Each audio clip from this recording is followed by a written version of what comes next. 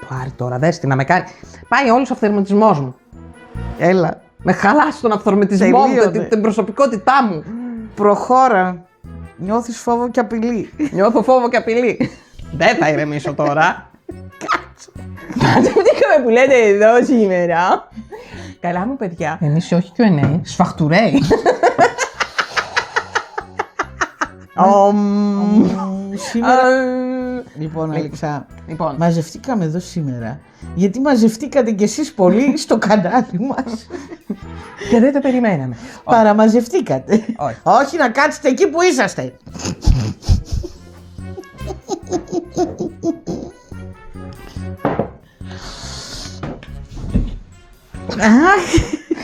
Κάτι με πλάκωσε. Ο έρωτας. Έτσι. Εσάπησε. Έτσι το έρωτας. Πονάει.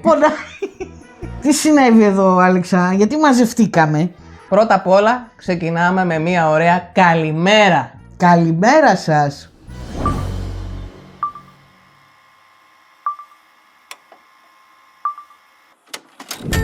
Σας είχαμε υποσχεθεί κάτι σε προηγούμενο βίντεο.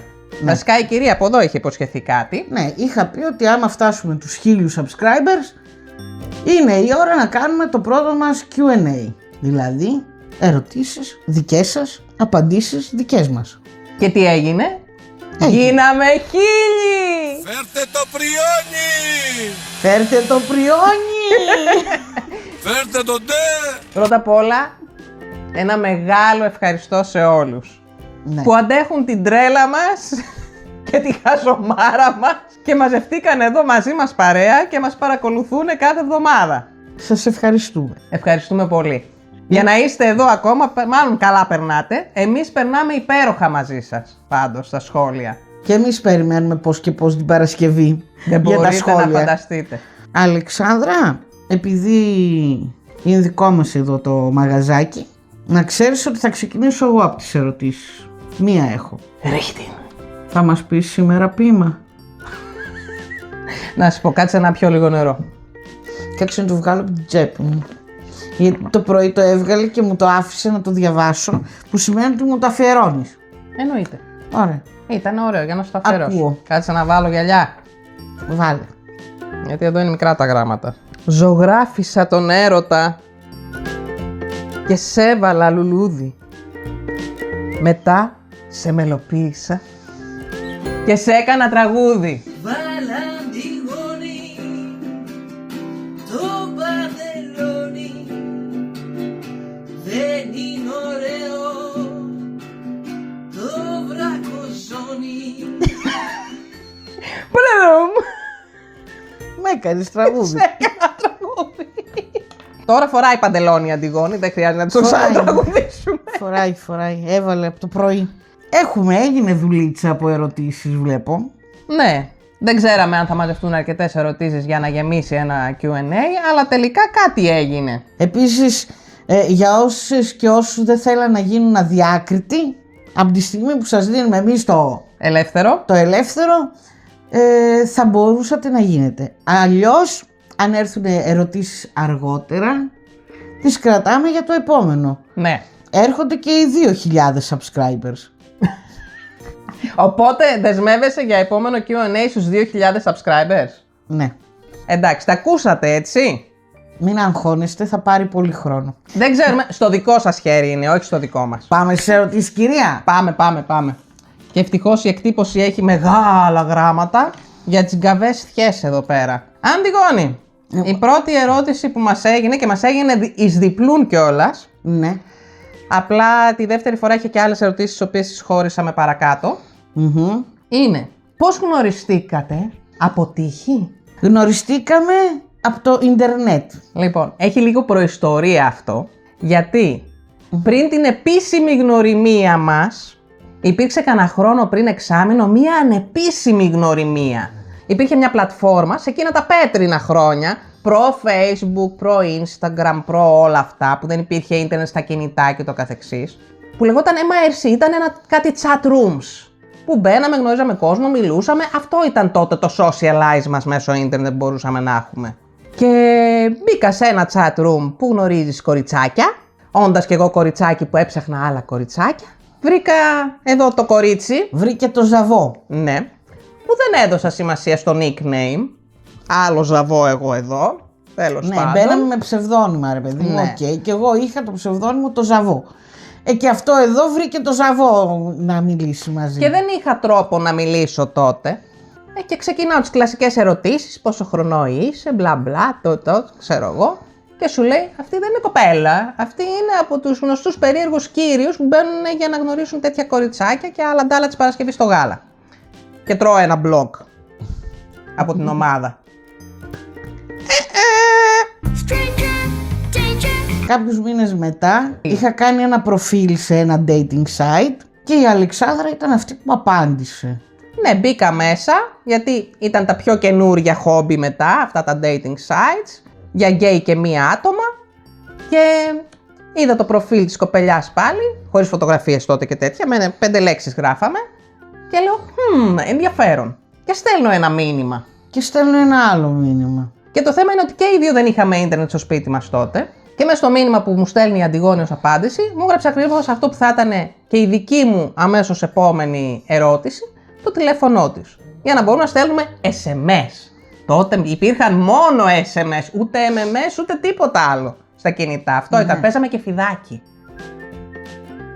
Ήταν τόσο παλιά τα κινητά. Και μου γράφει το τηλέφωνό της και αρχίζουμε και στέλνουμε μηνύματα η μία στην άλλη. Οπότε τα πρώτα κοινά που εντοπίσαμε ήταν σε εκείνες τις συνομιλίες.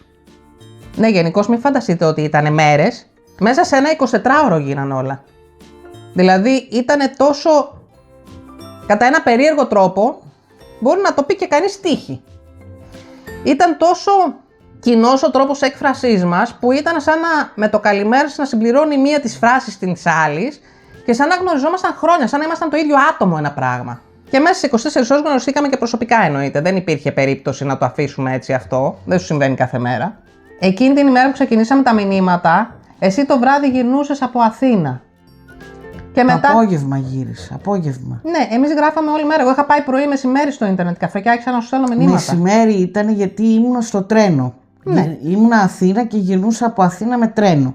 Και στο τρένο μέσα μου έστειλες μήνυμα. Ναι, Ήμουν και... στο τρένο δηλαδή, μέχρι να γυρίσω.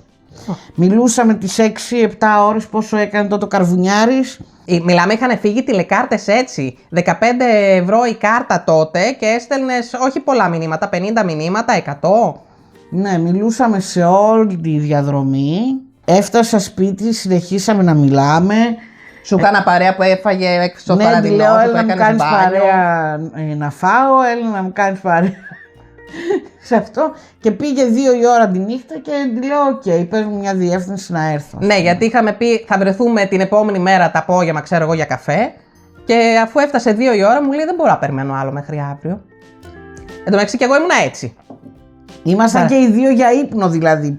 Είχαμε πει καληνύχτα σχεδόν. Καλά, εγώ ήμουνα με πιτζάμες στο κρεβάτι έτσι και έστελνα απλά μηνύματα και ήμουνα έτσι το πότε θα την δω, πότε θα τη δω, πότε θα τη δω, πότε θα τη δω. Σιγά. Έτσι ήμουνα. Πού θυμάσαι? Ναι, μωρό μου. Καλά. Εννοείται το θυμάμαι. Θυμάμαι κάθε λεπτομέρεια από εκείνη την ημέρα. Οπότε, ναι. Για 3 μέρες ήμασταν στους καφέδες και στις βόλτες και ακόμα μπουρου, συνέχεια, δεν υπήρχε στιγμή που να... Ναι, ήταν λίγο ντροπαλό εδώ το κορίτσι. Περίμενα το 3ο ραντεβού. Ναι. Δεν ήρθε με το φορτηγάκι, μην ανησυχείτε, αλλά ότι από εκεί και πέρα έμενε σε μένα σχεδόν συνέχεια, ναι, αυτό έγινε. Για 2,5 χρόνια έτσι ήταν. Πήγαινε στη μαμά της μόνο για να πάρει αλλαξιές και να πει ότι ζει, υπάρχει. Και ξαναγυρνούσε σε μένα. Και γενικώς 2,5 χρόνια σχεδόν μέναμε μαζί, εκτός από τις μέρες που ερχόταν οι γονείς μου Ελλάδα, γιατί έμενα στο πατρικό μου τότε. Ναι, ξεβολευόμασταν. Ναι, ήταν ωραία. Περνούσαμε καλά. Και έτσι γνωριστήκαμε από το ίντερνετ. Αυτή είναι η μεγάλη ιστορία μας. Θα μπορούσε κανείς να το πάρει πολύ ρομαντικά και να πει ότι ήταν πεπρωμένο, κισμέτ. Ναι, γιατί δεν ταιριάζει με όλους, ρε παιδί μου, οκ. Ωραία Αυτά. ήταν. Όχι πως δεν γνωρίσαμε κι άλλες από το ίντερνετ, αλλά ναι. Πριν. Πριν εντάξει. Για να καταλήξουμε Στα καλά. Πάμε τώρα σε κάτι πιο δύσκολο. Θα κάνεις εσύ τη δεύτερη ερώτηση. Ναι. Κρατάμε κακία όταν προκύψει μια διαφωνία ή τελειώνει γρήγορα? Ποια από τις δυο μας ρωτάς? Γιατί έχουμε Αναλόγως. πολύ μεγάλη διαφορά στο χαρακτήρα. Αναλόγως. Όχι, και αναλόγως Και αναλόγως τη διαφωνία. αναλόγως τη διαφωνία, αναλόγως τη στιγμή. Ναι, πώς νιώθει κάθε μια εκείνη τη στιγμή. Γιατί υπάρχει περίπτωση και οι δύο να κρατήσουμε κακία. Πώς να σου πω, να κρατάμε μούτρα. Ναι, Για αστείο ναι, για συμβάν. κάτι πολύ ασήμαντο. Και για κάτι σοβαρό, στα 5 δευτερόλεπτα να δω κάτι ή να δει η Αλεξάνδρα κάποια γκριμάτσα δικιά μου και να σκάσει προς τα γέλια. Δεν είναι. Ναι. Α, σου πετάει μια τρίχα. Σε αυτό το στυλ. Ναι, ο συνήθως είναι το θέμα ότι σε μένα βασικά δεν νομίζω να κρατάω πολύ κακία. Όχι. Δηλαδή, εγώ εκείνη τη στιγμή δεν θέλω ούτε φασαρίες ούτε τίποτα. Έλα, εντάξει, δεν έγινε τίποτα, πάμε παρακάτω. Οκ, Εγώ έγινε. λίγο κρατάω. Και εσύ είσαι πιο πολύ μέχρι που να σου. Σαν τα μπαλόνια που φουσκώνουν από το θυμό και μετά κάνουν ένα. Και ύστερα γελάνε. Ναι. Αυτό. Δηλαδή, μέχρι να τη φύγει αυτό το βου που μπορεί να είναι από 5 δευτερόλεπτα μέχρι 5 μέρες, σε πολύ σπάνιες περιπτώσεις, έχουμε αυτό. Θα σου πω πως κρατάω κακία ως συνήθως όταν είμαι 100% σίγουρη ότι έχω δίκιο. Όχι, θα το πω αλλιώς. Περίμενε. Αλλά όταν έχω στη μέση της συζήτησης, αν έχω καταλάβει ότι έχω κάνει βλακεία, το γυρνάω. Εγώ θα στο έλεγα αλλιώς. Λόγω χαρακτήρα. Α, ναι, χαρακτήρα. Ναι. Και κάποια ιδιοσυγκρασίας δικής της. Ναι. Όταν ξέρει ότι έχει άδικο. Που εννοείται σε αυτό το σπίτι εδώ πέρα πάντα εγώ έχω άδικο, έτσι. Το σημειώνουμε αυτό. Δεν πάει να γυρίσει ο κόσμος τούμπα να έχει κάνει πατάτα. Εγώ έχω άδικο. Πάντα. Αυτό είναι de facto. Και πάντα εσύ φταίς. Και πάντα εγώ φταίω. Είναι η μόνιμη ερώτηση εδώ μέσα είναι ποιος φταίει? Η Αλεξάνδρα. Είναι και η μόνιμη απάντηση. Τα Ναι. έχουμε λύσει. Αυτά είναι οι συμφωνίες, Αλεξάνδρα. Το συμφωνήσαμε. Όχι, αυτό δεν συμφωνήθηκε ποτέ, το συμφώνησες μόνη σου. Και απλά εγώ το ανέχτηκα. Ναι, Και λέω εντάξει. δεν διαφώνησες, οπότε συμφώνησες. Καλά, εντάξει, πάρ' το Οπότε όπως θες. συμφωνίες. Εσύ φταίς για όλα. Ναι, εντάξει. Οκ. Εν πάση περιπτώσει, όταν καταλαβαίνει ότι έχει άδικο, αλλά επειδή θέλει να βγω εγώ ότι φταίω,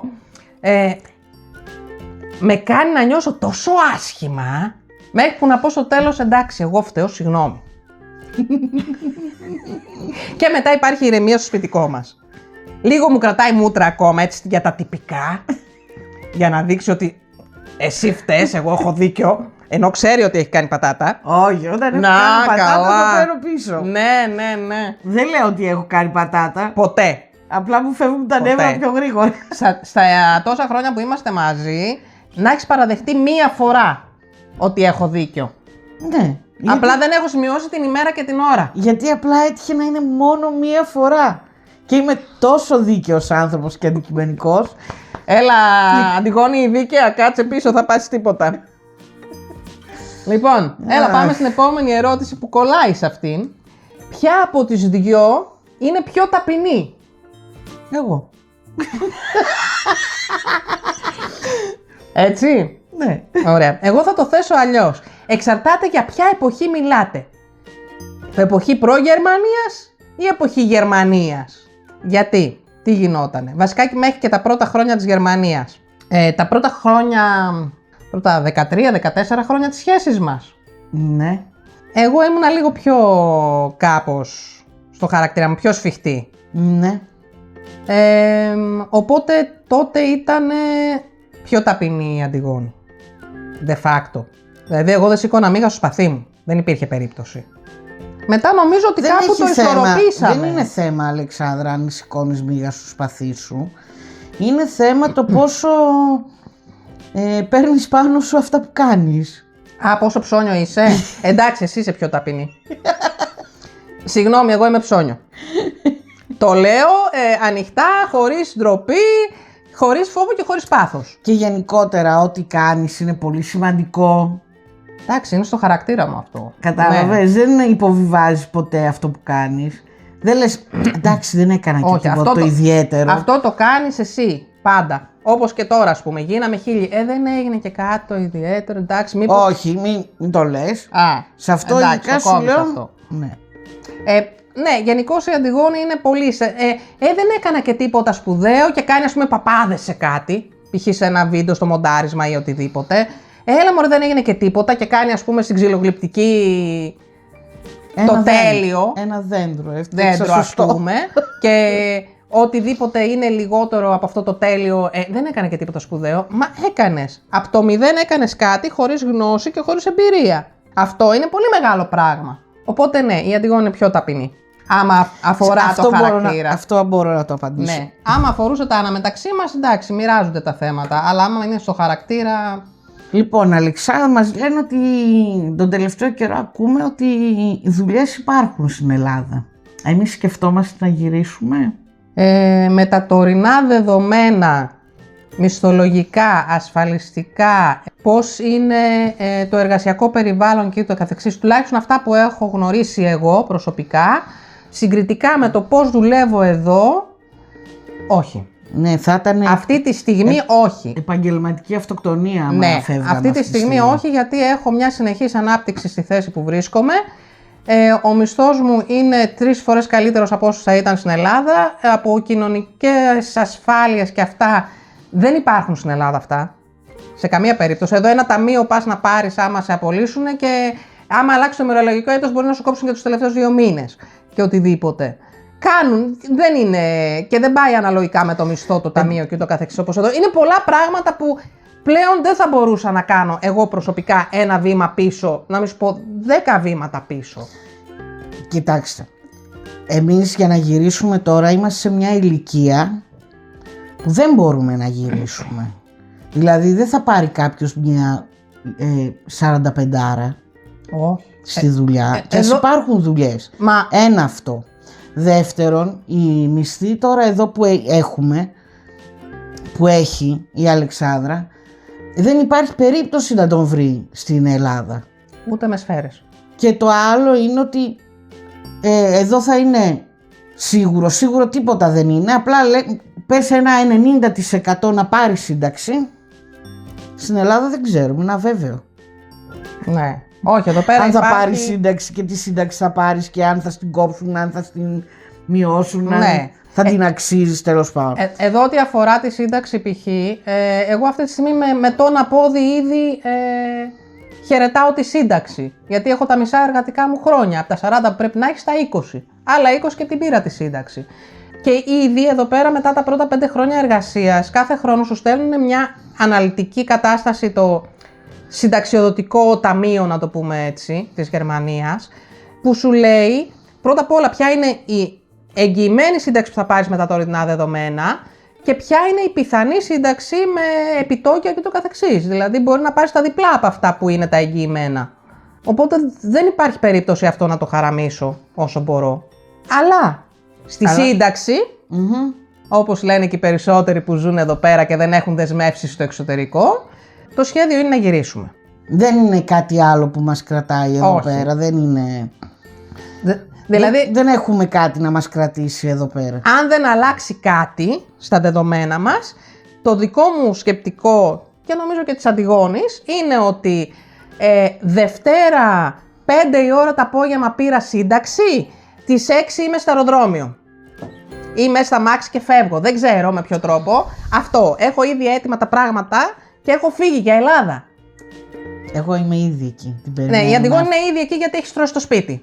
Είναι κανένα εξάμηνο πριν από μένα εκεί και με περιμένει. Τέλος πάντων. Αυτό είναι...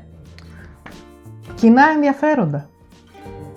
Κοινά ενδιαφέροντα βρήκαμε από την πρώτη στιγμή. Κοινά ενδιαφέροντα. Είχαμε κάποια κοινά όταν γνωριστήκαμε και γι' αυτό συνεχίσαμε και έγινε σχέση όλο αυτό, σε ηθικά ζητήματα, ρε παιδί μου, πώς βλέπουμε τη ζωή και όλα αυτά. Και μετά όταν έχεις τέτοια κοινά αρχίζεις και έχεις και άλλα κοινά. Το πιο κοινό μας από την αρχή, πριν συζητήσουμε πολλά ήταν το επάγγελμά μου και με το τι ήθελες να ασχοληθείς εσύ. Ναι, γιατί εγώ τότε έδινα πανελλήνιες για να πάω να σπουδάσω μουσική. Και είχα περάσει ήδη στο Ρέθυμνο στη μουσική τεχνολογία, στο ΤΕΙ. Και το άλλο ήταν ότι τραγουδούσε σε μια μπάντα τότε που σε γνώρισα. Ναι, τραγουδούσα σε μια ροκ μπάντα και η Αντιγόνη δούλευε σε ραδιόφωνα. Βασικά δούλευε ως DJ σε καφετέρια. Πιο πριν δούλευε σε ραδιόφωνα. Ναι. Οπότε το πρώτο μας κοινό ήταν η μουσική. Ναι. Και σε είχα πάρει μαζί και σε μια πρόβα, θυμάμαι. Ναι. Και καμάρωνα εγώ που με έβλεπε η Αντιγόνη, φρεσκαδούρα τότε οι δυο μας. Το πρώτο κοινό ήταν η μουσική. Μετά ήταν με τις συζητήσεις και με αυτά βγαίναν κι άλλα, ρε παιδί μου. Πώς βλέπουμε τη ζωή, που θέλουμε να ζήσουμε. Ναι, βγήκανε κοινά. Εντάξει, συζητώντας και περνώντας πολύ χρόνο μαζί, ανακαλύψαμε, όπως είπε η Αντιγόνη, ότι έχουμε πολλά κοινά σε ηθικά θέματα. Που εγώ πολύ δύσκολα έβρισκα κάποιον που να τον θεωρώ τόσο για τα δικά μου δεδομένα καθαρό και ειλικρινή. Εντάξει, δεν έχουμε γνωρίσει και τους πιο ειλικρινείς ανθρώπους στη ζωή μας, ξεκινώντας από το πιο στενό οικογενειακό μας περιβάλλον και πάει παρακάτω. Όλοι κάπου έχουμε κάποια βιώματα σε αυτή τη ζωή, δυστυχώς. Οπότε εμένα πιο πολύ αυτό με τράβηξε στην Αντιγόνη. Το ότι ζητούσα έναν άνθρωπο να μπορώ να βασιστώ πάνω του και να τον εμπιστευτώ 1000%. Να μην φοβάμαι ότι θα με κοροϊδέψει, ας πούμε. Βασίσου. Πήρες άδεια για να οπλοφορήσεις. Ναι. Αυτό ήταν από τη δική μου πλευρά. Ναι, και μετά τα κοινά ενδιαφέροντα πάνε με την κοινή ζωή, δηλαδή. Τα δημιουργήσαμε μετά τα περισσότερα κοινά και πλέον μετά από τόσα χρόνια έχουμε και κάποια ενδιαφέροντα που δεν είναι κοινά. Ναι. Και είναι πολύ διαφορετικά η μία από την άλλη. Και πιο παλιά είχαμε διαφορετικά, απλά δεν αφήναμε η μία την άλλη να ασχοληθεί. Ήμασταν αυτοκόλλητες. Μπαίναμε δηλαδή στο προσωπικό χώρο της άλλης. Ναι. Υπερβολικά πολύ. Και κοιτούσαμε κάθε ώρα και στιγμή να είναι κάτι κοινό. Οπότε αναπτύξαμε πολλά κοινά. Ναι, το θέμα είναι ότι τον τελευταίο καιρό αναπτύσσουμε πολλά χώρια. Ανακαλύψαμε πριν κάποια χρόνια που ξεκινήσαμε θεραπεία ζεύγους, γιατί είχαμε κάποια θέματα, όπως σε όλα τα ζευγάρια μετά από κάποια χρόνια μπορεί να δημιουργηθούν. Και εμείς θέλαμε να συνεχίσουμε να το παλεύουμε, δεν θέλαμε να τα αφήσουμε έτσι και να διαλυθεί ό,τι είχαμε μέχρι τότε. Ανακαλύψαμε ότι αυτό το πολύ η μία κολλητή πάνω στην άλλη και καθόλου προσωπικός χώρος και καθόλου προσωπικός ελεύθερος χρόνος και ούτω καθεξής δεν μας έκανε καλό. Οπότε μάθαμε να δίνουμε χρόνο η μία στην άλλη και να μπορεί να έχει και κάθε μία τα δικά της ατομικά ενδιαφέροντα. Και νομίζω από τότε πάει πολύ καλύτερα. Από τότε πάει πολύ καλύτερα, γιατί όταν κάνουμε παρέα, κάνουμε πραγματικά παρέα. Κάνουμε παρέα γιατί θέλουμε να κάνουμε παρέα. Δηλαδή δεν είναι ότι το κάνουμε, θα καθίσουμε, θα δούμε μια ταινία γιατί πρέπει να καθίσουμε μαζί ως ζευγάρι να δούμε μια ταινία ή πρέπει να πάμε μαζί κάπου ή πρέπει να ασχοληθούμε με κάτι γιατί είναι... Πλέον απολαμβάνουμε η μία την παρέα της άλλης όποτε θέλουμε και το έχουμε ανάγκη. Και όποτε θέλει καθεμία να ασχοληθεί με κάτι άλλο, έχει κάθε μία τη γωνιά της. Έχει κάθε μία τη γωνιά της, σωστά. Ναι. Και εν μέρει απαντήσαμε και την επόμενη ερώτηση, αλλά θα το δούμε θα το επεκτείνουμε λίγο. Αναπτύξουμε λίγο, ναι. Αφού γνωριστήκατε, καλλιεργήσατε τη σχέση σας. Την καλλιεργήσαμε, την ψιλοκάψαμε. Και μετά σαφήνικας ξανααναδείχθηκε από τις τάχτες της. Και μετά την ξαναπαλέψαμε, το επαναφέραμε. Ναι. Μη γελιέστε ότι σε εμάς εδώ πέρα, στο σπίτι μας, αναμεταξύ μας, είναι πάντα όλα ρόδινα. Δεν υπάρχει αυτό. Δεν μπορεί το μόνο μας άγχος να μην είναι μήπως πέσει η φρυγανιά στο πάτωμα που λένε. Υπάρχουν και κακές στιγμές, υπάρχουν και καλές στιγμές. Για να μπορεί να συνεχίσει μία σχέση πολλά χρόνια, θέλοντας και μη, όσοι είστε πολλά χρόνια μαζί θα καταλάβετε τι εννοούμε, ξέρετε τι εννοούμε, γιατί το ζείτε κι εσείς για να είστε πολλά χρόνια με έναν άνθρωπο και να είστε καλά. Θέλει να το δουλεύεις. Θέλει, συνεχίζει δουλειά, δεν σταματάει ποτέ. Συζητάμε πολύ, κοιτάμε να είμαστε όσο πιο ειλικρινείς γίνεται με τα αισθήματά μας. Άμα κάτι μας πειράζει το λέμε, άμα κάτι μας αρέσει επίσης το λέμε. Εντάξει, όλα αυτά τα μαθαίνεις. Βοήθησαν πολύ και οι ψυχολόγοι σε αυτό. Ευχαριστούμε πολύ. Εντάξει, Αλλά- ναι, η καθεμιά μόνη της και μετά μαζί. Ναι, εντάξει, αυτό βέβαια έχει χρόνια από τότε, αλλά όπως και να έχει, θέλει δουλειά, δεν σταματάει. Ποτέ. 100 χρόνια να είσαι με έναν άνθρωπο, δεν μπορεί να σταματήσει. Γιατί εξελισσόμαστε και σαν άτομα, αλλάζεις. Οπότε ξαναγνωρίζεσαι με τον καιρό, ξαναπροσαρμόζεις τα δεδομένα, ξαναπροσαρμόζεις τη σχέση, τις συμφωνίες. Ναι, Από ποια περιοχή της Ελλάδας είστε? από τη Θεσσαλονίκη. Από τη Θεσσαλονίκη. Από τις οικίες Θεσσαλονίκης. Εγώ πάλι από 500 μέτρα κάτω από το γήπεδο της Τούμπας. Εγώ βασικά μεγάλωσα στη Θεσσαλονίκη. Αλλά ο μπαμπάς είναι από ένα χωριό στα Τρίκαλα και η μαμά μου είναι από τα Γιαννιτσά. Εγώ μεγάλωσα στη Γερμανία, αυτό το έχουμε ξαναπεί. Η καταγωγή μου είναι από τη Θεσσαλονίκη και ο μπαμπάς μου η καταγωγή του είναι από τη Θεσσαλονίκη και η μαμά μου από ένα χωριό της Καβάλας. Πού γεννήθηκες εσύ? Εγώ γεννήθηκα εδώ, στη Γερμανία, Σε ποιο μέρος? στο Έσλιγκεν. Όποιος το ξέρει, το ξέρει. Έτσι. Και εγώ γεννήθηκα στην Ελλάδα. Στη Λέσβο. Εσένα ταιριάζει το μέρος που γεννήθηκες, για κάποιο περίεργο λόγο ήρθε και έδεσε. Ναι, γεννήθηκα στο νοσοκομείο της Μυτιλίνης.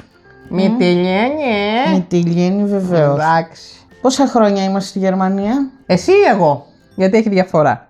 Εγώ φέτος το Γενάρη έκλεισα 10 χρόνια και εσύ έκλεισες 10 χρόνια και 6 μήνες, γιατί ήρθες 6 μήνες πριν. Ναι, εγώ έκλεισα πέρσι τον Ιούλιο 10 χρόνια εδώ. Φέτος τον Ιούλιο θα κρίσω 11 χρόνια που είμαι πίσω. Γιατί ήρθα 6 μήνες πριν, το έχουμε πει σε προηγούμενο βίντεο, για να ετοιμάσω εδώ το έδαφος να μπορεί να έρθει και η Αντιγόνη.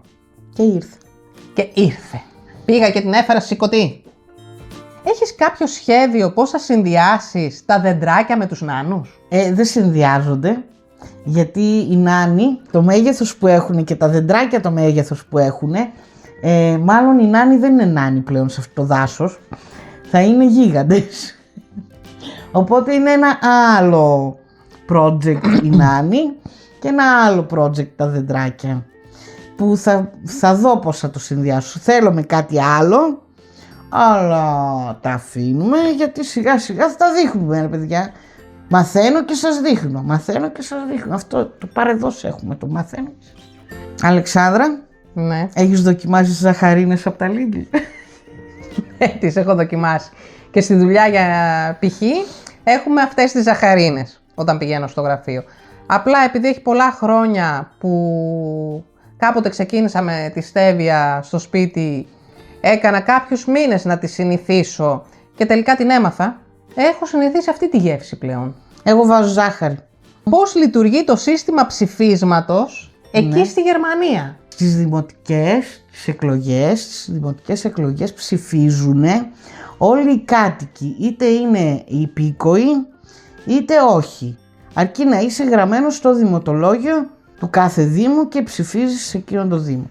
Εμείς είμαστε γραμμένες εδώ και άμα μετακομίσουμε σε άλλο δήμο θα πάμε να γραφτούμε, πρέπει να ξεγραφτούμε από εδώ και να γραφτούμε στον άλλο δήμο και εκεί θα ψηφίζουμε για τις δημοτικές. Τώρα, για τις βουλευτικές και τις ομοσπονδιακές, γιατί η Γερμανία είναι ένα ομόσπονδο κράτος με κρατήδια, πρέπει να είσαι υπήκος για να ψηφίσεις.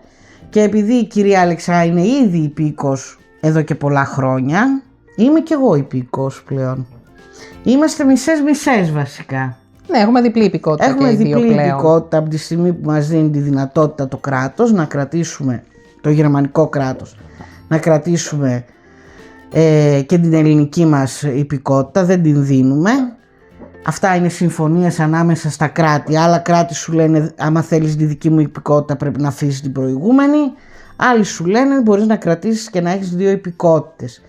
Που αυτό σημαίνει, για να πούμε και λίγα παραπάνω, να το ανοίξω λίγο το θέμα, αυτό σημαίνει ότι όσο είμαι στη Γερμανία, το γερμανικό κράτος μου φέρεται ως Γερμανίδα υπήκο, οπότε στη Γερμανία είμαι Γερμανίδα για το κράτος και στην Ελλάδα είμαι Ελληνίδα για το κράτος.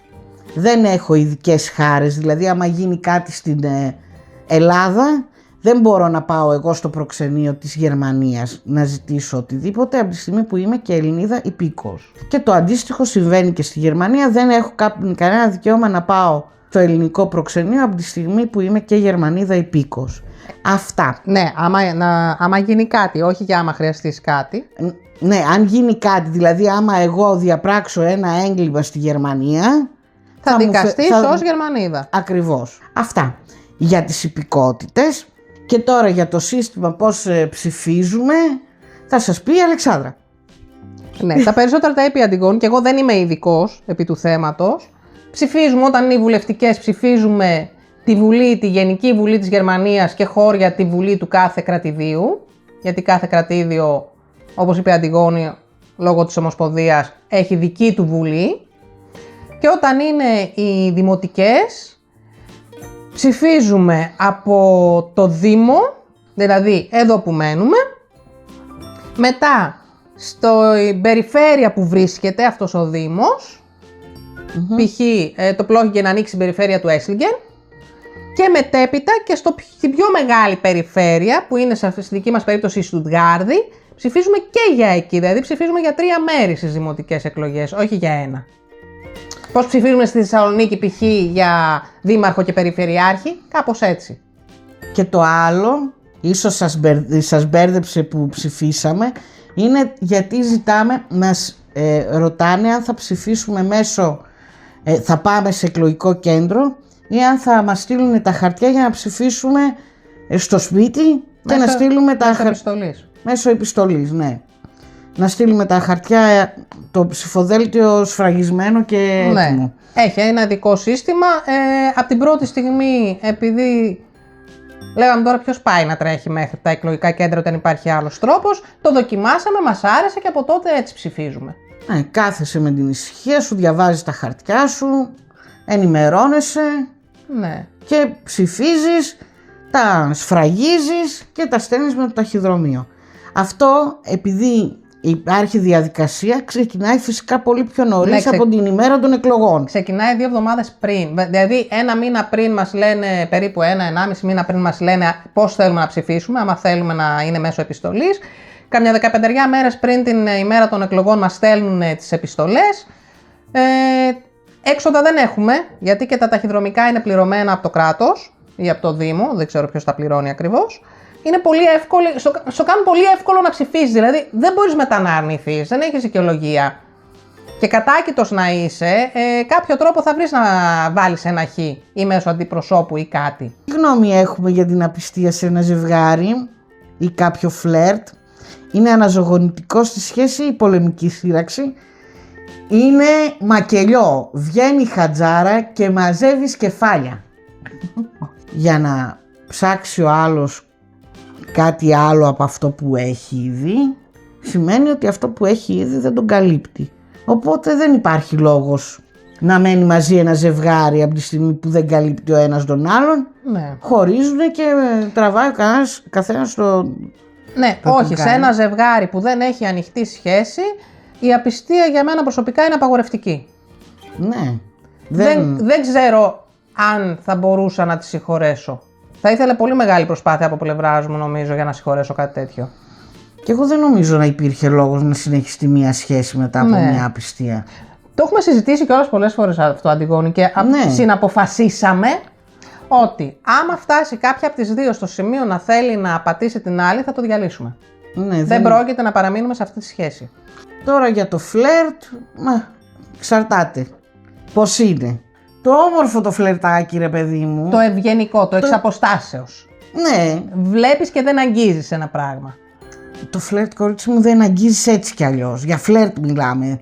Αλλά υπάρχουν και άλλοι που είναι πέφτουλες, ρε παιδί μου, και είναι άσχημο αυτό. Δηλαδή, εσύ δεν θα σε ενοχλούσα άμα φλερταρά εγώ με κάποια? Αυτό είναι λίγο αναζωογονητικό. Δηλαδή έρχεται λίγο και κάνει ένα τσίκ, ρε παιδί μου, στη ζήλια, κατάλαβες. Αρχίζω και παίρνω εδώ πράσινο φως για πράγματα, το βλέπετε έτσι. Θα πάρεις 2 σφαλιάρες. Όχι, εγώ δεν θέλω να φλερτάρεις μπροστά μου. Βασικά δεν θέλω να φλερτάρεις καθόλου, μόνο μαζί μου. Τελείωσες. Αυτό είναι πολύ εγωίστρια, δεν το δέχομαι, συγγνώμη. Είναι αναλόγως το φλερτ, Αλεξάνδρα. Όχι, κανένα φλερτ. Είναι αναλόγως. Όχι. Ούτε δεν το εμένα δέχομαι. Κοίτα να σε πω. Δεν το δέχομαι. Εσύ δεν το δέχεσαι. Δεν ξέρω. Είναι μετά τα επίπεδα ζήλιας που σε χτυπάνε εσένα. Κοίτα, Και πώς το διαχειρίζεσαι. εξαρτάται το φλερτ. Άμα το φλερτ είναι αθώο τύπου, δηλαδή χαχαχουχουχου, λες και ένα κομπλιμέντο, ξέρω εγώ κάτι, αλλά δεν είναι πονηρό. Αλλά και πάλι το φλερτ πονηρό πάει μετά, ρε Αντιγόνη, δεν γίνεται. Όχι. Όχι. Πώς θα γίνει, ρε Αντιγόνη, δηλαδή άμα κάποιον το βλέπεις και το γουστάρεις και αρχίζεις να φλερτάρεις, πάει στο πονηρό απευθείας. Όχι, δεν είναι. Γιατί? Δεν το βλέπεις και το γουστάρεις και μπορεί να φλερτάρεις και έτσι να σου βγει, ρε παιδί μου. Εντάξει, αυτό συμβαίνει. Αυτό νομίζω έχει συμβεί και στις δυο μας αναδιαστήματα. Είδες. Αντιγόνη, τι δουλειά έκανες στη Γερμανία όταν δούλευες? Τίποτα. Δεν δούλευα. Δεν δούλευα στη Γερμανία. Δεν βρήκα κάτι που να με βολέψει. Και η επόμενη ερώτηση που είναι δεν μπορούσε να απορροφηθείς ως ραδιοφωνική παραγωγός σε σταθμό που ακούν Έλληνες, είναι όλα web radios εδώ πέρα. Έχει και κάποιες εκπομπές μεσαία κύματα. Όταν δούλευα στο ραδιόφωνο δεν δούλευα ως εκφωνήτρια. Δεν άνοιγα μικρόφωνο, έκανα τις παραγωγές στις εκπομπές, αλλά δεν άνοιγα το μικρόφωνο. Οπότε δεν έχω θέμα και εμπειρία στην εκφώνηση. Και το άλλο είναι ότι εδώ που ακούνε Έλληνες θέλουν να ακούνε και ελληνικά τραγούδια και εγώ ελληνικά τραγούδια δεν ακούω ιδιαίτερα. Όχι, είναι το αντίθετο από μένα. Ναι, δεν ακούω ελληνική μουσική. Άμα θα ακούσω θα είναι πολύ μετρημένα, ρε παιδί μου, πώς να σου πω, δεν τα ακούω όλα. Και είναι και τη στιγμή, δεν μπορώ εγώ να ακούω συνέχεια ελληνικά. Θα είναι ανάλογα τη διάθεση εκείνη τη στιγμή, αν θα είμαστε και με την Αλεξάνδρα καμιά φορά στο αμάξι. Εντάξει, εγώ ακούω σχεδόν μόνο ελληνικά, δηλαδή και στο αυτοκίνητο και παντού και ειδικά παλιά ελληνικά. Πάρα πολύ. Οπότε δύσκολο να βρω δουλειά έτσι, σαν ραδιοφωνική παραγωγός και πολύ, πολύ δύσκολο γενικότερα σε ελληνικό. Τώρα για τα γερμανικά δεδομένα, γενικότερα είναι πολύ σφιχτά εδώ στη Βάδη Βιρτεμβέργη. Δεν έχει για το επάγγελμά μου. Το επάγγελμά μου το έχουν έτσι κι αλλιώς αναγνωρίσει, όχι πλέον για το ραδιόφωνο, αλλά για παραγωγή media και ήχου βασικά. Για εικόνα δεν το έχω. Το επάγγελμα πλέον είναι εικόνα και ήχος, αλλά εγώ δεν έχω την εικόνα. Άσχετα αν τώρα πλέον το εξασκείς. Τώρα γιατί... το εξασκώ και μπορώ να... Και με τα βίντεο το βλέπετε. Θα μπορούσα να πάρω την αναγνώριση εμπειρικά και για το βίντεο. Από εκεί και πέρα τελείωσε. Πλέον λέμε ότι είμαι μια νοικοκυρά με πάρα πολλά χόμπις. Γιατί αυτό είμαι. Τι είσαι Αντιγόνη, αυτό είσαι. Αυτό είναι η Αντιγόνη. Ναι. Αλλά αυτοί είστε. Η νοικοκυρά. Πού τα βρήκατε αυτά τα φιντάνια? Πόσο κοστίζει το σουβλάκι στη Γερμανία? Εξαρτάται από ποια περιοχή είναι το άτομο που ρωτάει, γιατί δεν θυμάμαι τώρα, δεν έχω σημειώσει ποιος έκανε ποια ερώτηση. Σημείωσα μόνο τις ερωτήσεις. Αν εννοούμε το σουβλάκι ως το καλαμάκι το ένα, είναι γύρω στα 2 με 3 ευρώ ανάλογα το μαγαζί. Το καλαμάκι είναι καλαμάκι, το σουβλάκι είναι το σάντουιτς. Ναι, στη Θεσσαλονίκη το σουβλάκι είναι το αθηναϊκό καλαμάκι, οπότε άμα εννοούμε για το ένα σουβλάκι, το ξυλάκι, Ναι. είναι ανάλογα το μαγαζί 2 με 3 ευρώ. Αν εννοούμε σουβλάκι το σάντουιτς, Το πιτόγυρο. το πιτόγυρο, Το τυλιχτό βρε παιδιά. πείτε το όπως θέλετε. Δεν θέλω να το μάθω, θέλω να το φάω. Έτσι. Ναι. Εκεί ανεβαίνουμε λίγο στις τιμές, γιατί γενικώς έχουν ακριβήνει πολύ τα τελευταία χρόνια. Φανταστείτε ότι όταν γύρισα το 14 από Ελλάδα, για ένα πιτόγυρο δίναμε γύρω στα 4-4,5 ευρώ, που στην Ελλάδα έκανε 2,5 τότε, π.χ. Και τώρα πλέον κάτω από 7 ευρώ δύσκολα θα βρεις πιτόγυρο. Έχει ακριβήνει πάρα πολύ το σπορ. Και δεν έχουν και πολύ ποικιλία, δηλαδή θα βρεις μόνο σουβλάκι γύρω, Ανάλογα το μαγαζί. σουτζουκάκι και από σαλάτες ή τυροκαυτερί Κατά κανόνα τζατζίκι και τέτοια. τζατζίκι, ναι, δεν έχει κάποιες εξαίρετες περιπτώσεις, 2-3 μαγαζιά, αλλά είναι αρκετά μακριά από εμάς, δηλαδή είναι ένα, ας πούμε, κοντά στη Στουτγκάρδη είναι όλα ή μέσα στη Στουτγκάρδη, που έχουν και παραπάνω ποικιλία σε κρέας και παραπάνω ποικιλία σε αληφές σαλάτες. Πώς αισθανόμαστε που φτάσαμε τους 1000 συνδρομητές και οι προβολές μας αυξάνονται? Αισθανόμαστε πολύ χαρούμενες. Το αστείο είναι ότι όχι μόνο δεν το περιμέναμε, αλλά δεν ήταν και κάτι που είχαμε κατά νου. Δηλαδή, μου λέει η Αντιγόνη κάποτε, την έβλεπα ότι την άρεσε να φτιάχνει βίντεο, της άρεσε. Και της λέω, ωραία, αφού φτιάχνεις βίντεο από τα ταξίδια μας, από οτιδήποτε, από τις εμπειρίες μας, από αυτά που κάνουμε, γιατί δεν τα σηκώνεις στο YouTube που είναι ιντερνετικό, που και μετά από 30 χρόνια, πρώτο ο Θεός αν δεν έχει πέσει η πλατφόρμα, θα είναι ακόμα εκεί. Και ξεκινήσαμε έτσι. Απλά όπως το είπαμε, κάνουμε αναμνήσεις, δεν κάνουμε content, δεν κάνουμε κάποιο περιεχόμενο. Όχι, ιδιαίτερο. το μόνο που σκεφτόμαστε από το ένα βίντεο στο άλλο είναι πού θα πάμε να περάσουμε καλά το Σαββατοκύριακό μας. Ναι. Ή πώς θα το περάσουμε ωραία το Σαββατοκύριακό μας. Αυτό σκεφτόμαστε μόνο. Ούτε να κάνουμε κάποιο πρόγραμμα ιδιαίτερο, θα πάμε να κάνουμε γυρίσματα εκεί. Όχι. Ούτε κάποιο σενάριο γράφουμε το τι θα πούμε, τι δεν θα πούμε. Τίποτα, είναι όλα πολύ αυθόρμητα. Απλά είναι το Σαββατοκύριακό μας, είναι ο χρόνος που περνάμε εγώ και η Αλεξάνδρα μαζί και ευχαριστιόμαστε αυτόν τον χρόνο. Ναι. Είναι αυτά που θέλουμε σε 10, 20, 30 χρόνια που θα είμαστε στη σύνταξη Και στην Ελλάδα. πρώτα. Έτσι, χοροδία τρικάλων εδώ. Να καθόμαστε και να λέμε κάτσε να δούμε το χωριό που μέναμε Στη Γερμανία, στη Γερμανία πώς ήταν, πού είχαμε πάει, αυτά να τα θυμόμαστε. Με αυτό το σκεπτικό ξεκινήσαμε, συν το ότι μας δίνει ένα κίνητρο ακόμα να πηγαίνουμε και να ζούμε ακόμα περισσότερα πράγματα εδώ. Να μην είμαστε να μην είμαστε συνέχεια μέσα στο σπίτι. συνέχεια Και μέσα στο σπίτι. Γι' αυτό δεν κάναμε και κάποια προώθηση, δεν κάναμε κάποιο marketing για τα βίντεο, για το κανάλι. Δεν κάτι έχουμε βγάλει ιδιαίτερο. εκτός από χτες που ήρθαν ο χιλιοστός ρε παιδί μου, Ναι, που μου και- λέει η Αλεξάνδρα θες να το βγάλω στο Instagram. Και τη λέω οκ.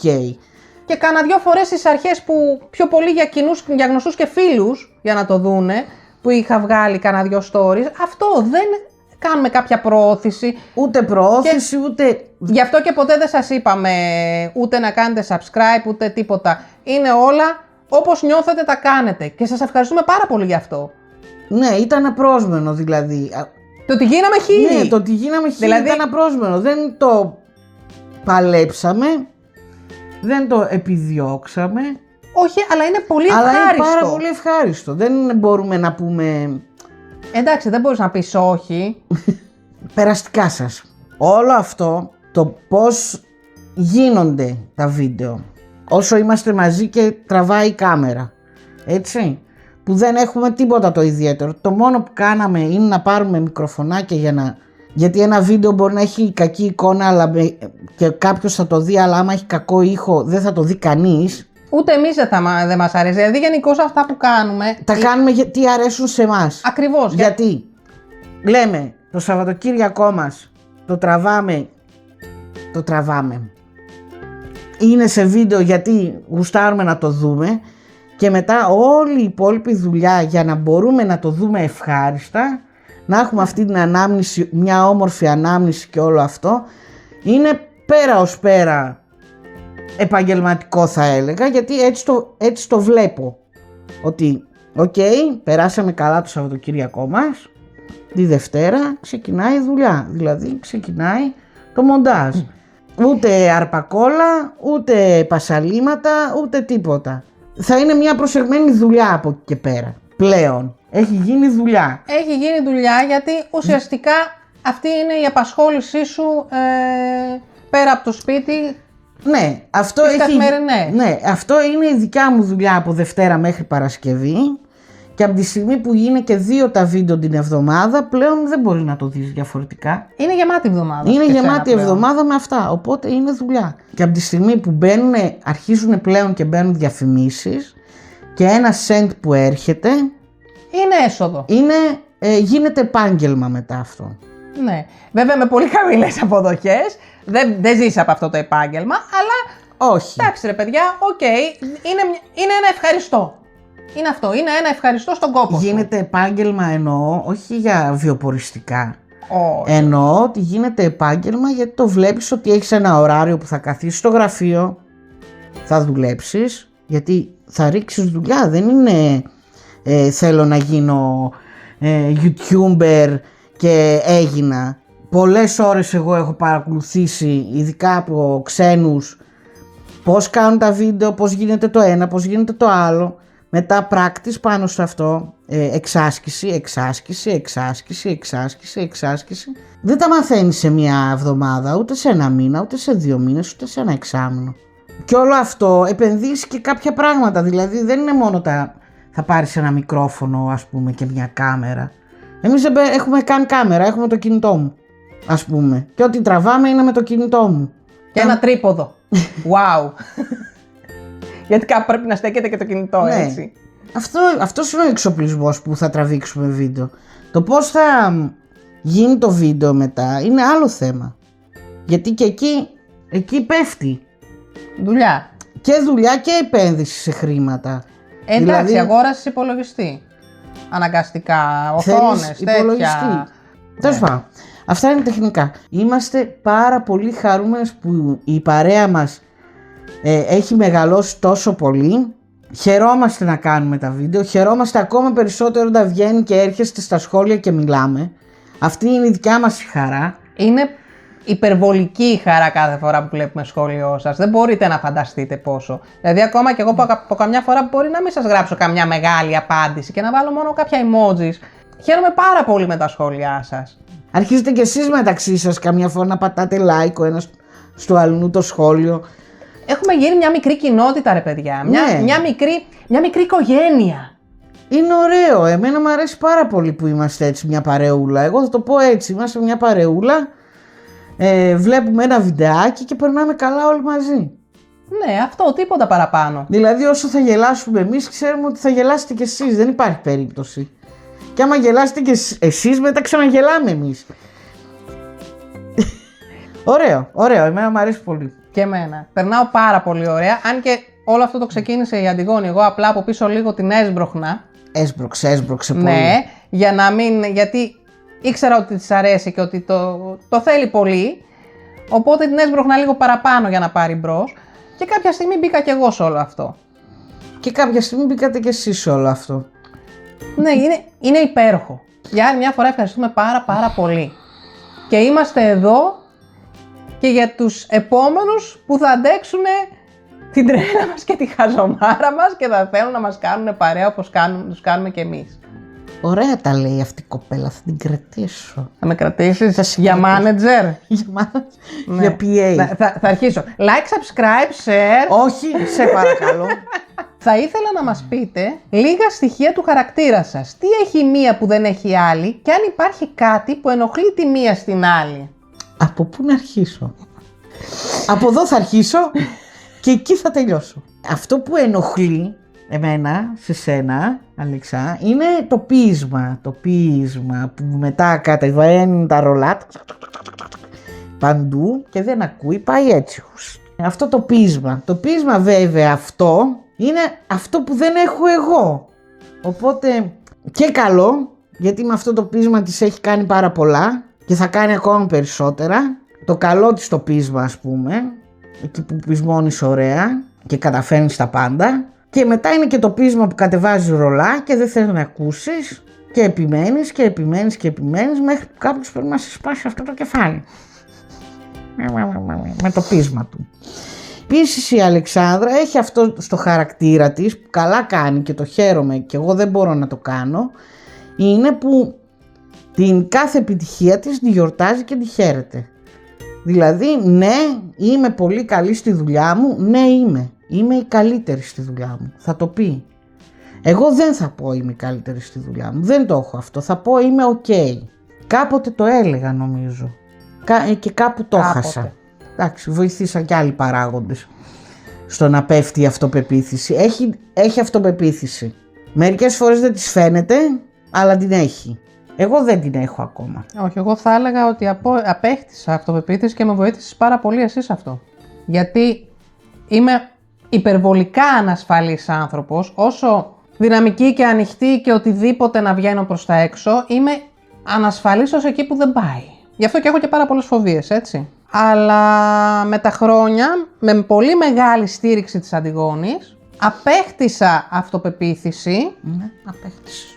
και λίγο ανέβηκε το ηθικό μου. Αυτό και λίγο παραπάνω απαιτώ πράγματα πλέον. Παλιά θα κατέβαζα το κεφάλι και θα έλεγα, ενώ ήθελα, ενώ πάλευα, κάποια στιγμή τα παρατούσα. Τώρα δεν τα παρατάω. Δεν υπάρχει περίπτωση.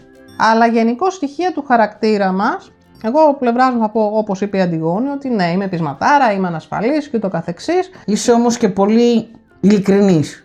Όχι αγενής, αυτό που μπερδεύουν πολλοί. Όχι. Αγενής δεν θα γίνω εύκολα. Αλλά είσαι ειλικρινής. Άμα θέλεις κάτι, θα πεις αυτό που θέλεις, ρε παιδί μου. Αγενής θα γίνω μόνο, και αυτό όχι στα λόγια, με τις πράξεις μου, άμα θεωρήσω ότι κάποιος με μειώνει ή με προσβάλλει. Εκεί με τις πράξεις μου γίνομαι αγενής. Η Αντιγόνη είναι το άκρως αντίθετο από μένα. Εγώ είμαι. Σε όλα, γενικώς είμαστε αντίθετες σε όλα σαν χαρακτήρες. Όσο εξωστρεφής και πολύ ομιλητική και ούτω καθεξής είμαι εγώ, τόσο πιο εσωστρεφής και πιο ήσυχη και ούτω καθεξής είναι κανονικά η Αντιγόνη. Το οποίο, εντάξει, έχει και τα καλά του, έχει και τα στραβά του. Το στραβά πού είναι? Πού το Τα στραβά? στραβά είναι ότι πολλές φορές σε θεωρούν, κάποιον που είναι πολύ ήσυχο, το θεωρούν οι άλλοι και εν μέρη ότι μπορούν να τον κάνουν ό,τι θέλουν. Που δεν ισχύει, γιατί έχεις χαρακτήρα, έχεις πυγμή. Αυτό είναι αυτό που δεν έχω εγώ. Δηλαδή, εγώ πολύ δύσκολα παλεύω για να μάθω να μην μιλάω τόσο πολύ. Γιατί όποιος μιλάει πολύ, καλός ή κακός, κάποια στιγμή θα πει και πράγματα που δεν πρέπει να πει. Η Αντιγόνη αυτό δεν το έχει και είναι το καλό της στοιχείο. Τώρα, το κακό της στοιχείο που ενοχλεί εμένα προσωπικά είναι ότι πρώτον, αυτό που αναφέραμε πριν, ότι και άδικο να έχει θα φταίω εγώ. Δεν πρόκειται ποτέ να παραδεχτεί ότι έχει άδικο. Μα δεν έχω. Ναι, ακριβώς αυτό. Τι να κάνω, Αυτό. γίνεται, αφού δεν έχω να παραδεχτώ κάτι που δεν. Εντροπή και πια, το ντροπή. επόμενο είναι Ναι. ότι το οποίο έμαθα απλά με τα χρόνια να το διαχειρίζομαι όσο μπορούσα για να μην σφαζόμαστε συνέχεια και γίνεται εδώ μέσα Χειροσύμα, ότι πολύ εύκολα από εκεί που είναι τρία πουλάκια κάθονταν, μπορεί να ανεβάσει κάτι να την ενοχλήσει και να κάνει ένα κλακ και βγαίνει ο Χάλκ από μέσα της. Βγαίνει ο άλλος της εαυτός. Και μετά είναι εκεί που κατεβαίνουν τα ρολά της Αντιγόνης, δηλαδή Ναι. δεν επικοινωνεί. Συνήθως, επειδή όπως λέει η Αλεξά είμαι ήσυχη, ακούω. Κάτι που δεν κάνω εγώ, έτσι. Ναι, και επειδή ακούω και είναι στο χαρακτήρα μου και είμαι και εκπαιδευμένη να ακούω, γιατί στη δουλειά τόσα χρόνια ακούω τα αυτιά μου, ναι, τι να κάνω. Με ενοχλεί όταν ο άλλος δεν ξέρει να εκφραστεί σωστά και μπορεί να σου πει κάτι που δεν θα το καταλάβει, γιατί που σε μένα μπορεί να χτυπήσουν κουδουνάκια, ρε παιδί μου. Δηλαδή μπορεί να με προσβάλλει εκείνη την ώρα ή οτιδήποτε. Για μένα γενικότερα, όπως ο ήχος επαγγελματικά παίζει μεγάλο ρόλο στη ζωή μου, έτσι και οι λέξεις προσωπικά παίζουν πολύ μεγάλο ρόλο για μένα. Δηλαδή θέλω ο άλλος όταν ανοίγει το στόμα του να ξέρει τι θα πει. Δεν μιλάμε τώρα για χαζομαρούλες που θα πούμε στην πλάκα. Αλλά όταν μιλάμε σοβαρά και έχει ο καθένας τον χρόνο που χρειάζεται να αναπτύξει και να πει αυτό που θέλει, για μένα είναι πολύ σημαντικό να βρει και τις κατάλληλες λέξεις. Ναι, κάτι που εμένα ας πούμε μου πέφτει πολύ δύσκολο. Πρώτον, επειδή η Αντιγόνη θέλει πιο πολύ χρόνο για να εκφραστεί, μιλάει πολύ πιο αργά από μένα. Εγώ πάλι μιλάω γρήγορα, σκέφτομαι λιγότερο, οπότε μπορεί να πω και πολλά πράγματα τα οποία να είναι λάθος και μετά να παλεύω να τα μαζέψω. Οπότε εκεί πάντα ερχόμαστε σε μία ρήξη. Γιατί παλεύω να δώσω χρόνο στην Αντιγόνη να εκφραστεί, απ' την άλλη παλεύω να σταματήσω να μιλάω τόσο γρήγορα για να αρχίσω κι εγώ να σκέφτομαι πιο πολύ όπως κάνει η Αντιγόνη, το οποίο δεν είναι του χαρακτήρα μου, αλλά έτσι είναι. Είναι κάτι που μας φέρνει σε ρήξη. Τι ζώδιο είσαι καλή? Ένας πολύ πεισματάρης Σταύρος. Πολύ πεισματάρης Σταύρος. Εγώ τι είμαι, Αλεξάνδρα μου? Ένας πολύ τρελός Δίδυμος. Διχασμένη προσωπικότητα από τη μέρα που γεννήθηκες. Εκεί που γελάει, εκεί φωνάζει, εκεί κλαίει, μετά ξαναγελάει και...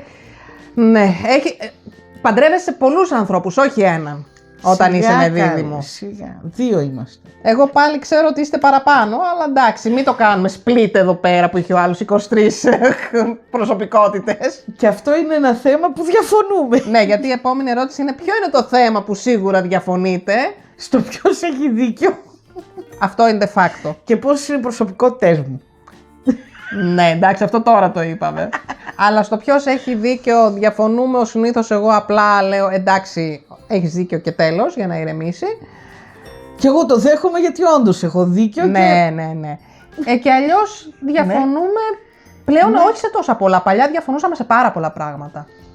Τώρα δεν διαφωνούμε σε πολλά. Όχι. Ποιο είναι το μεγαλύτερο προτέρημα και ποιο είναι το μεγαλύτερο ελάττωμά σου, Αλεξάνδρα? Το μεγαλύτερο σου ελάττωμα είναι ότι δεν ακούς, επειδή βιάζεσαι να μιλήσεις.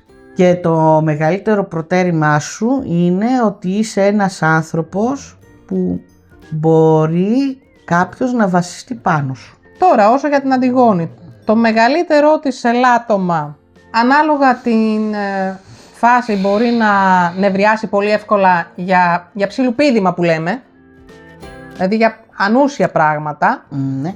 και μετά να παλεύουμε για να συνονιθούμε. Το μεγαλύτερό της προτέρημα για μένα είναι Ότι είμαι καλός ότι, άνθρωπος. ναι, η χρυσή της η καρδιά και η ειλικρίνεια που βλέπω στα μάτια της. Για μένα προσωπικά. Γιατί αυτό είναι που με τράβηξε από την πρώτη στιγμή και που με κράτησε τόσα χρόνια κοντά της. Δηλαδή, Δεν είναι το χιούμορ μου. αυτά είναι μετά, περαιτέρω. Αλλά το βασικότερο για μένα είναι αυτή η ειλικρίνεια που έχει στα μάτια Η σου. καλοκαρδοσύνη μου, βρε. Και η καλή σου καρδιά, ναι, γιατί για μένα είναι πολύ σημαντικό. Γιατί δεν το γνώρισα πριν την Αντιγόνη αυτό το πράγμα στα τριγύρω μου άτομα. Και μου λείπε και το βρήκα. Γι' αυτό για μένα προσωπικά αυτό είναι το μεγαλύτερο προτέρημα της Αντιγόνης. Θα ήθελα να ρωτήσω για τη ζωή πριν και μετά τη Γερμανία. Προσαρμογή, δυσκολίες, ευκολίες κτλ. Κοίτα να σου πω. Ήταν η ζωή που ήξερα μέχρι τα 35 μου που ήρθα στη Γερμανία.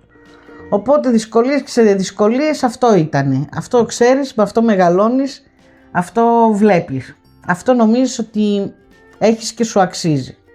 Η μεγαλύτερη δυσκολία ήταν βέβαια το οικονομικό, που τα έσοδα μειωνόντουσαν και τα έξοδα αυξανόντουσαν. Αυτό ήταν η μόνη δυσκολία στην Ελλάδα. Οι ευκολίες ήταν ότι είχαμε και έχουμε δικό μας σπίτι, τους ανθρώπους μας, δηλαδή εγώ την οικογένειά μου, τους φίλους, τη γειτονιά μας, την παρέα μας, τη γλώσσα και την καθημερινότητά σου, ρε παιδί μου. Οκ, ναι, αυτό ήταν η ευκολία. Η δυσκολία ήταν μόνο το οικονομικό, το οικονομικό και όλη η κατάσταση αυτής της μιζέριας που υπήρχε από ανθρώπους που ενώ δεν είχαν πρόβλημα, εμένα αυτό με πείραξε περισσότερο, άνθρωποι που δεν είχαν πρόβλημα και τη δουλειά τους είχαν και τις βόλτες τους πηγαίναν και τη ζωή τους κάνανε και τις διακοπές τους όλα, που μιζεριάζαν ότι συνέχεια δεν έχουν και ποτέ δεν κοιτούσαν ο άλλος πόσο αντέχει να τα ακούει αυτό. Ο οποίος άλλος δεν είχε ούτε για διακοπές, ούτε για Σαββατοκύριακα, ούτε για μια εκδρομή, ούτε για έναν καφέ. Τα τελευταία χρόνια, ναι. Στην καφετέρια. Το μόνο που μπορούσες να κάνεις ήταν να πάρεις τον καφέ από το σπίτι σου, να πάρεις το σκυλάκι και να πας στο δασάκι εκεί, να βρεις Άλλους 10 ταλέπορους. Ναι, που συνήθως οι ταλέποροι είναι αυτοί που δεν λέγανε ποτέ δεν έχω ή έχω πρόβλημα. Ναι, όπως εμείς δεν το λέγαμε ποτέ. Αυτό τότε ήταν το μεγαλύτερο. Το που λες, εγώ δεν αντέχω άλλο εδώ, καλύτερα να σηκωθώ να φύγω. Εδώ πέρα οι δυσκολίες ήταν η γλώσσα, το ότι δεν ξέρεις κανέναν, είσαι μόνος σου. Θες δεν θες, έναν άνθρωπο έχεις μαζί, με αυτόν τον άνθρωπο θα μιλάς όλη μέρα. Ό,τι να πεις σε αυτόν τον άνθρωπο θα τα λες. Εντάξει, με τα χρόνια αλλάζει φυσικά αυτό και οι παρέες γίνονται και γνωρίζεις ανθρώπους μέσα από δουλειές, μέσα από σχολεία, όπως εγώ πήγα στο σχολείο και μάθαινα τη γλώσσα, σιγά σιγά έκανα παρέες. Και η άλλη δυσκολία είναι ότι μετά δεν ξέρεις τους δρόμους, δεν ξέρεις που είσαι, δεν μπορείς να προσανατολίσεις. Εγώ έχω μεγάλο πρόβλημα εδώ. Δεν μπορώ να προσανατολιστώ, γι' αυτό δεν παίρνω και εύκολα το αυτοκίνητο. Στην Ελλάδα, ξέρεις, Θεσσαλονίκη, όλοι οι δρόμοι καταλήγουν στην παραλία. Ξεκίνα να κατηφορίζεις και θα βρεθείς στην παραλία. Δεν υπάρχει περίπτωση. Τι να κάνουμε, το χωριό μας ήταν και είναι. Το ξέρουμε. Κοίτα, οι ευκολίες πάνε μετά στα κρατικά όλα. Δηλαδή, όχι πως εδώ δεν έχει γραφειοκρατία. Χειρότερα από την Ελλάδα. Έχει και εδώ πάρα πολύ γραφειοκρατία, έχει και εδώ τα καλά του, έχει και τα στραβά του. Π.χ. είναι πολύ δύσκολο να βρεις γιατρούς εδώ. Το δύσκολο είναι με τους γιατρούς, αλλά απ' την άλλη έχεις ασφάλεια υγείας που άμα πάθεις κάτι είναι πληρωμένα. Όπως χρειαστήκαμε και οι δύο. Θα πας στο νοσοκομείο, θα κάνεις επέμβαση, θα κάνεις οτιδήποτε, είναι όλα τελειωμένα και πληρωμένα. Και θα πας στο κρατικό, κανονικά, με την καρτούλα. Όπως έκανα εγώ πέρσι. Γιατρού σου θα στη χτυπήσουν, θα πάρουν τα λεφτά από την Ναι. ασφάλειά σου και τελείωσε. Εγώ πέρσι δεν πλήρωσα τίποτα για την επέμβαση, παιδιά. Έτσι. Ναι, και εγώ όταν πλήρωσα που έκανα μια επέμβαση ήταν γιατί ήμουν στο νοσοκομείο μια εβδομάδα. Και πλήρωσα. Ήταν συμμετοχή, τίποτα. Δηλαδή. 10 ευρώ τη βραδιά που ήμουν ούτε στο. καν. Ναι, Ούτε καν. Εκεί γύρω στο Ένα δεκάρικο. δεκάρικο, Ναι, ένα δεκάρικο έβγαινε. Που ήταν με full διατροφή και ούτω καθεξής κανονικά. Ναι. Τι άλλες ευκολίες έχεις στη Γερμανία? Προσαρμογή. Άμα δεν έχεις άλλες ευκολίες. Κοίτα, για μένα ήταν και εύκολο γιατί και πριν ακόμα πάω να μάθω τη γλώσσα, η Αλεξάνδρα μου έδωσε 1 χρόνο να καθίσω, μόνο για να προσαρμοστώ, να δω πώς είναι, άμα μου αρέσει, άμα δεν μου αρέσει. Μου έδωσε εμένα αυτή την ευκαιρία. Άλλος δεν έχει αυτή την ευκαιρία, άλλος έρχεται κατευθείαν για δουλειά. Και είναι και το πόσο θες να προσαρμοστείς σε μερικά πράγματα. Δηλαδή, άλλοι δεν μπορούν να προσαρμοστούν ότι το μεσημέρι 2 η ώρα θα κλείσει το εστιατόριο. Καλά, αυτό και εμείς χρειαστήκαμε λίγο χρόνο μέχρι να το συνηθίσουμε και ας είχα φύγει εγώ από τη Γερμανία και ξαναγύρισα. Δεν τα θυμόμουν καν. Ή ότι 10 η ώρα άμα βγεις έξω δεν υπάρχει τίποτα, είναι όλα κλειστά. Και μετά τις 6 δεν υπάρχει τίποτα, είναι τα περισσότερα κλειστά. Ναι. Εντάξει, μετά από τόσα χρόνια νομίζω ότι πλέον οκ. Έχουν τις παλαβομάρες τους και λες πάλι τι. Αλλά είναι στον ντούκου, το λες εκείνη την ώρα, λες τι είναι αυτό και άιντε. Εσύ, Αλέξα, πώς ήσουνα, αφού μεγάλωσες εδώ, ήρθες στην Ελλάδα 12 χρόνια και ξαναγύρισες. Εσύ πώς προσαρμόστηκες και τι βρήκες? Εγώ θα μιλήσω για διπλή προσαρμογή. Η πρώτη ήταν όταν έφυγα από Γερμανία, που όπως είπαμε σε προηγούμενο βίντεο έφυγα τρέχοντας και θεωρούσα ότι έριξα μαύρη πέτρα πίσω μου και κατέβηκα στην Ελλάδα με το «Ελλάδα αγάπη μου ήρθα», σε αυτό το στυλ.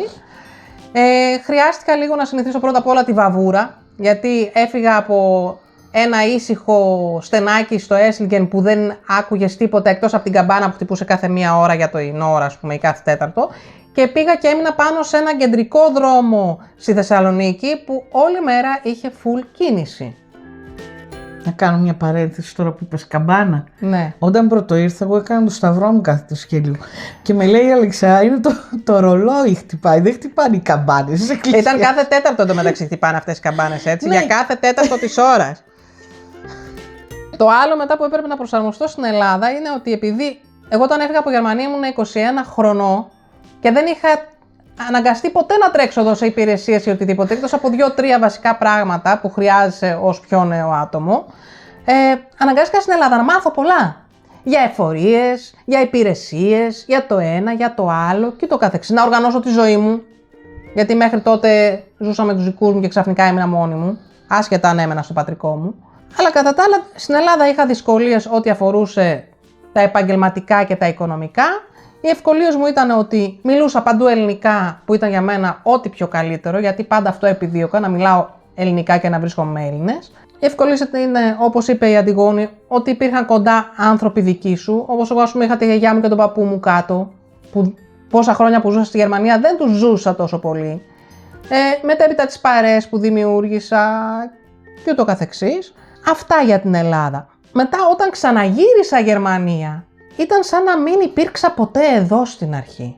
Σαν να ήρθα πρώτη φορά στη ζωή μου. Πρώτα απ' όλα επειδή 12 χρόνια δεν μιλούσα γερμανικά, μα δεν μπορούσα να αρθρώσω φράση ολόκληρη σωστά. Πάλευα τον πρώτο μήνα. Μετά ξαναήρθανε. Απλά μου έλειπε η καθομιλουμένη, τα επίσημα τα είχα. Την καθομιλουμένη την έμαθα με τα χρόνια, δουλεύοντας, κυκλοφορώντας και το καθεξής. Για την προσαρμογή έπρεπε ξανά να προσαρμοστώ κι εγώ από την αρχή στα γερμανικά δεδομένα πλέον που Για πρώτη φορά τότε στην μεγαλύτερη ηλικία, στα 34-33 μου που ήρθα εδώ πέρα, έπρεπε να μάθω πώς λειτουργούν και στη Γερμανία οι υπηρεσίες, οι εφορίες, ο ΑΕΔ, το ΝΑΤΑΛΟ, όλα. Είχε αλλάξει ο τρόπος έβρεσης εργασίας. Εγώ είχα μείνει ακόμα στην εποχή που εκτύπωνες το βιογραφικό σου, το βάζεις σε ένα φάκελο και το στέλνες στον μελλοντικό σου εργοδότη. Και πλέον δεν ήταν έτσι, ήταν όλα ηλεκτρονικά, μέσω email και το καθεξής. Υπήρξε και σε μένα ένα πολύ μεγάλο στάδιο προσαρμογής σε αυτό. Θα μας πεις λίγο και για την πληροφορική σου, Αλεξάνδρα? Αν δυσκολεύτηκες και κατά πόσο στη διαδρομή σου για την πληροφορική? Να βρω δουλειά, αλήθεια, δεν δυσκολεύτηκα πάνω στην πληροφορική, αφού ήμουνα ένα βήμα πριν το πτυχίο. Βέβαια, εγώ ξεκίνησα και πολύ νωρίτερα να ψάχνω για δουλειά για να είμαι σίγουρη ότι μόλις πάρω το πτυχίο θα έχω μια θέση εργασίας. Σε αντίθεση, ας πούμε, με κάποιους άλλους συμφοιτητές μου, οι οποίοι αφού πήραν το πτυχίο ξεκίνησαν να ψάχνουν για δουλειά. Εγώ ξεκίνησα ένα εξάμηνο πριν. 3 μήνες πριν πάρω το πτυχίο, ήδη είχα υπογράψει το συμβόλαιο εργασίας μου και εκείνη τη στιγμή είχα 3 προσφορές εργασίας και διάλεξα αυτή που με ενδιέφερε περισσότερο. Και από τότε, π.χ. μέσα από τα επαγγελματικά τα social, που όπως είναι το LinkedIn και το Xing, σχεδόν σε καθημερινή βάση, άλλες περιπτώσεις και άλλες φορές, μια φορά την εβδομάδα, 2, δέχομαι προτάσεις εργασίας. Δηλαδή υπάρχει πολλή ζήτηση εδώ πάνω στην πληροφορική. Ήταν να έχεις αυτό που θέλουν. Δηλαδή να ξέρεις τη γλώσσα και να έχεις είτε εμπειρία, είτε το πτυχίο, είτε και τα δύο, ανάλογα σε ποιο κλάδο της πληροφορικής θέλει να πάει κάποιος. Εγώ δεν είμαι προγραμματίστρια, εγώ είμαι στο τεχνικό κομμάτι. Οι προγραμματιστές έχουν ακόμα περισσότερη ζήτηση και έχουν και πιο υψηλό μισθό από εμάς τους τεχνικούς. Δυσκολία το ότι ήσουν άνω των 40, ηλικιακά βρήκες? Να βρω δουλειά. Να κάνουν διάκριση δηλαδή, ότι δεν είσαι... Δεν το ξέρω αυτό άμα κάνανε διάκριση οι εταιρείες εκ των προτέρων Αλλά επειδή δεν έκανα και πολλές αιτήσεις, οπότε δεν μπορώ να το κρίνω αυτό εγώ προσωπικά. Δεν ήταν όμως όπως ήταν στην Ελλάδα. Στην Ελλάδα από τα 30 ένιωθα γριά, για μην πω από τα 26-27. Εδώ πέρα δεν το ένιωσα αυτό όσον αφορά την αναζήτηση εργασίας, το ένιωσα μόνο πριν ξεκινήσω την αλλαγή επαγγέλματος, που έψαχνα για θέση εκπαίδευσης και όχι αλλαγή επαγγέλματος, που είναι λίγο διαφορετικό το σύστημα. Εκεί πέρα ζητάνε άτομα μέχρι 25 χρονών, δηλαδή εγώ δεν υπήρχε περίπτωση στα 40 μου να με πάρουν. Αυτή ήταν η δυσκολία. Αλλά στο να βρω δουλειά, όχι. Στο να βρω τη δουλειά που θέλω εγώ, έτσι όπως τη θέλω, με το μισθό που θέλω εγώ, εκεί χρειάστηκα λίγο χρόνο. Όχι δυσκολεύτηκα, απλά χρειάστηκα λίγο χρόνο που τον είχα δώσει ήδη στον εαυτό μου. Γιατί ξεκίνησα να ψάχνω 6 μήνες πριν. Λοιπόν, πάμε και στην τελευταία. Η τελευταία ερώτηση. Πώς βρίσκετε κίνητρο να περνάτε όμορφα και να κάνετε πραγματάκια μέσα στη ρουτίνα και τα άγχη της καθημερινότητας? Δεν σας φθείρουν? Για να μην μας φθείρουν, βρίσκεις ένα κίνητρο. Εμείς βρήκαμε το YouTube, όπως είπαμε. Ναι. Ήταν και το YouTube ένα κίνητρο, και γιατί είναι αφίδρομο, δηλαδή κάνω YouTube για να με δώσει κίνητρο να βγω να κάνω πράγματα, αλλά απ' την άλλη κάνω πράγματα και παράλληλα κάνω και YouTube. Είναι ένας ωραίος κύκλος. Και απ' την άλλη, επειδή έχουμε φθαρεί, μας έχει καταπιεί η καθημερινότητα, μας έχει πνίξει η ρουτίνα. Το άγχος, προβλήματα και επειδή είδαμε ότι αυτό δεν μας αρέσει και δεν μπορούμε συνέχεια η μόνη διέξοδός μας να είναι μία τηλεόραση, ένα σύριαλ, και ενώ πνιγόμαστε στη δική μας ζωή να μην τη ζούμε και να βλέπουμε τη ζωή κάποιου άλλου, ναι, στην τηλεόραση ας πούμε, είπαμε ως εδώ, Δευτέρα με Παρασκευή η δουλειά μας, τα προβλήματά μας, η καθημερινότητά μας, οι υποχρεώσεις μας. Παρασκευή βράδυ θα πιούμε το ποτάκι μας για να κλείσει το ποτάκι μας. Πώς να σου πω, οτιδήποτε, θα έχουμε μια ωραία βραδιά. Θα κλείσει η εβδομάδα για να χαλαρώσουμε, ναι, και να ξεκινήσει το Σαββατοκύριακό μας μετά ωραία.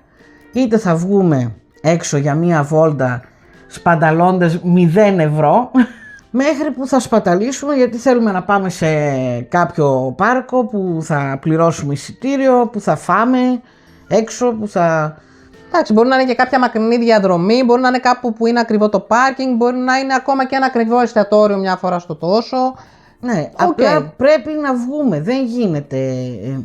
Επειδή είμαστε Δευτέρα με Παρασκευή η μία πάνω στην άλλη, γιατί πόσο να κυκλοφορήσεις τα 50 τετραγωνικά. Ναι, εκτός από τη μία μέρα πάω στο γραφείο, Το κίνητρό μας είναι για να μην σκοτώσει μία την άλλη. Και μας δείτε στις ειδήσεις. Κάπως έτσι. Το δουλεύουμε, το συζητάμε πολύ, βλέπουμε πότε βαλτώνουμε και δεν περνάμε καλά, το επικοινωνούμε. Δηλαδή θα την πω εγώ την Αλεξά, ξέρεις Αλεξά, εγώ δεν αντέχω άλλο με αυτόν τον καιρό να περιμένω πότε θα βγει ο ήλιος για να πάμε βόλτα. Πάμε. Κοίτα να ντυθείς λίγο πιο ζεστά και πάμε έξω. Θα το επικοινωνήσω δηλαδή. Η Αλεξά θα μου πει ναι, όχι, θα το ξανασκεφτεί, θα το συζητήσουμε, θα βρούμε μια μέση λύση και θα πάμε παρακάτω. Το ίδιο ισχύει και από την αντίθετη πλευρά. Δηλαδή, μπορεί κάποιες μέρες η Αντιγόνη να μην έχει πολύ όρεξη, να είναι λίγο έτσι και έτσι. Εγώ απ' την άλλη να έχω σκάσει και να βλέπω ότι αρχίζουμε και βαλτώνουμε. Δηλαδή, όποια από τις δύο το δει και το νιώσει πιο έντονα είναι. Και τη λέω, έλα τώρα, πάμε να περπατήσουμε λίγο, πάμε λίγο να βγούμε από το σπίτι, να πάρουμε λίγο αέρα. Και μετά στο τέλος, όποια πει την άλλη, αυτή που δεν είχε όρεξη, τελικά ευχαριστεί αυτήν που το είπε. Να, αυτό γίνεται. Ναι, κοιτάμε να περνάμε καλά γιατί αλλιώς δεν θα βγει. Και δεν έχει νόημα, άμα δεν περνάμε καλά μεταξύ μας, δεν έχει νόημα να είμαστε και μεταξύ μας. Ναι, μετά δεν έχουμε και λόγο να είμαστε μαζί, έτσι.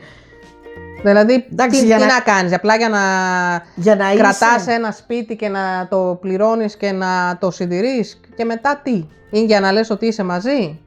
Οι υποχρεώσεις δεν τελειώνουν ποτέ, οι δουλειές δεν τελειώνουν ποτέ, τα έχουμε ξαναπεί.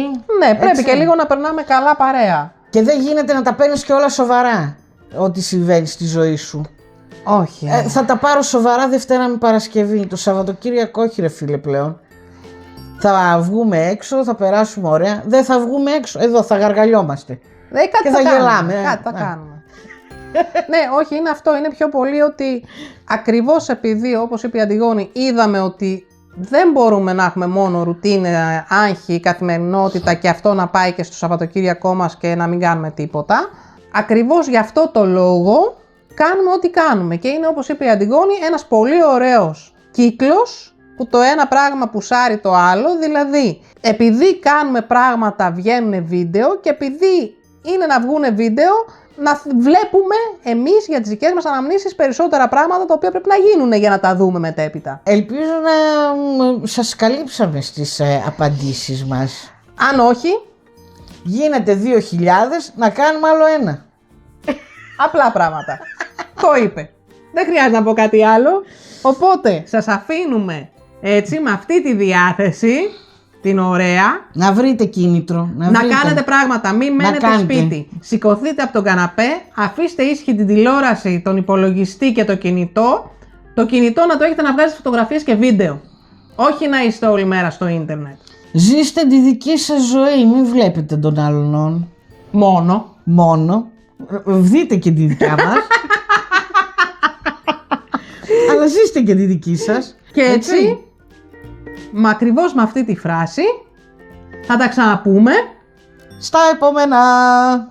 Γεια! Γεια!